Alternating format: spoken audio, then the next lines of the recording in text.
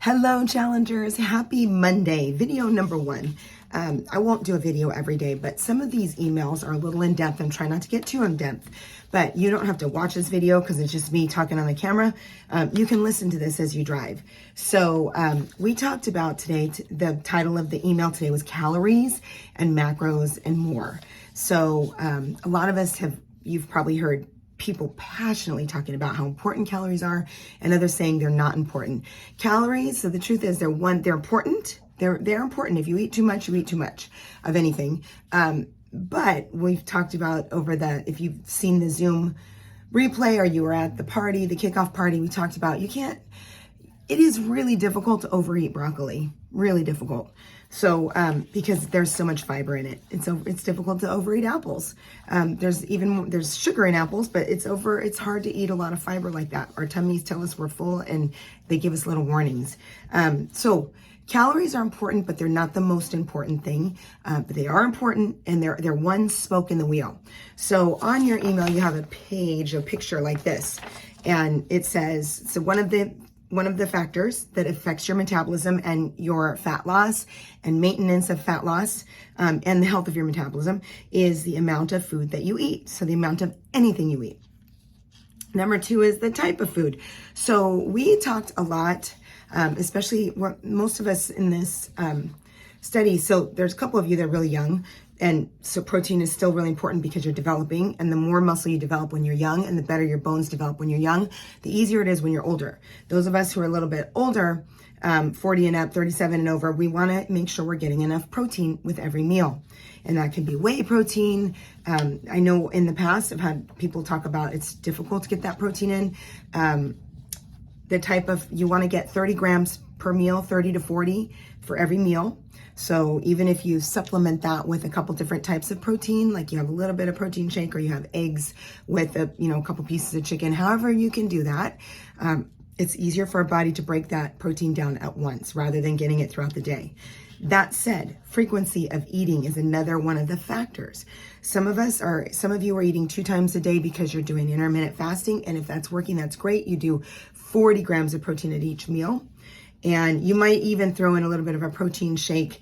I think almost all of us are working on maintaining and growing our muscle mass, not growing our muscle mass to bodybuilder type, but growing that muscle mass. So you want to get 30 to 40. You can eat 2 meals a day. That's totally fine. Just make sure you're getting enough protein at those meals because you will begin to lose muscle. And if you lose muscle, eventually the pendulum swings and you begin to gain fat. So we want to make sure we're maintaining that muscle. It's metabolically expensive. Timing is also important. Eating after a workout. We talked about taking 15-minute walks after you eat.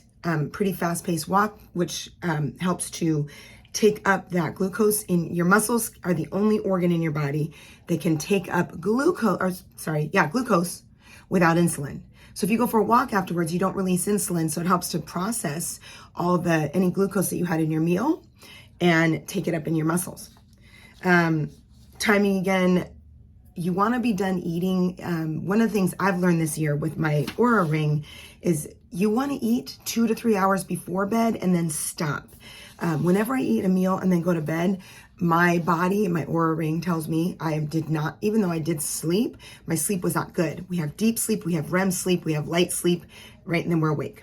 So sometimes we don't even realize we're awake because we're just barely awake. But if the less deep sleep, that's when we're rebuilding our muscle, rebuilding our brain cells. The less REM sleep we get, that's a bad thing. That's when we're rebuilding, all the rebuilding processes that are going on. So timing of the meal matters. You can do the intermittent fasting. I am a supporter of intermittent fasting. I think between 12 and 16 hours of fasting is excellent. No more than that for most of us, especially for women. They found that sometimes some people can do 18. There's a limited time. The other thing with intermittent fasting is you do want to kind of cycle it in and out. You could even start with a couple months and then, but what happens with women specifically, maybe men too, but our bodies are more sensitive to all of this, ladies, is we go, I did 16 hours, I'm going to go for 17. If I do 17 more is better, I could do 18. And then, and fasting again is not a bad thing, but if we do too much of it, our body begins to pendulum again. Our metabolism begins to think, we might be going into a famine. We're going to need to store. We'll talk about that more, and we can talk about that individually as well. The order in which you eat. This is a newer one, and there's research supporting. I've done this, I think, just intuitively. It works for me, for sure.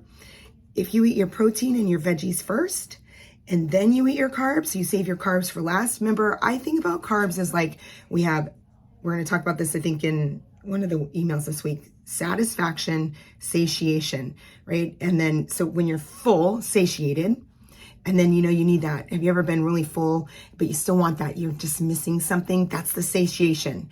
So if you eat your protein and your veggies first, and then you just kind of sprinkle on a little bit of carbs where you need it, you eat those last, you won't have room, and you just eat enough for that satisfaction piece. That's why salads don't work, or just a plain salad, because even if you were to fill up on just broccoli, you would be full, satiated, but there would probably you'd be missing something and need something for that satisfaction part. You'd want something more substantial. That's when we say, I need something substantial. Well, a steak or big piece of chicken, that's substantial. But sometimes we need a little bit of, I need something, which is that's the satisfaction part. Really important. So try that ordering. Try eating your protein, which has fats in it, and your veggies first, your salad with your avocado and your oil and vinegar, whatever you put on it. And then have your carbs last. So, and right now during this challenge, the idea is to have your carbs for one meal a day, if possible. Now, again, if you're in a place where you need that little bit of satisfaction, have that just a little bit to where you feel like, okay, that's it. That's all I needed was just a little bit of, like a little bit of potato or some rice in my salad, or a little bit of quinoa. Okay, so we'll be talking about this individually, but I wanted to give this to you in case this email made your eyes roll to the back of your head. I think we covered it all. Order, type, timing, frequency, and amount. Okay, that is our text or our email today, and I will see you later this week.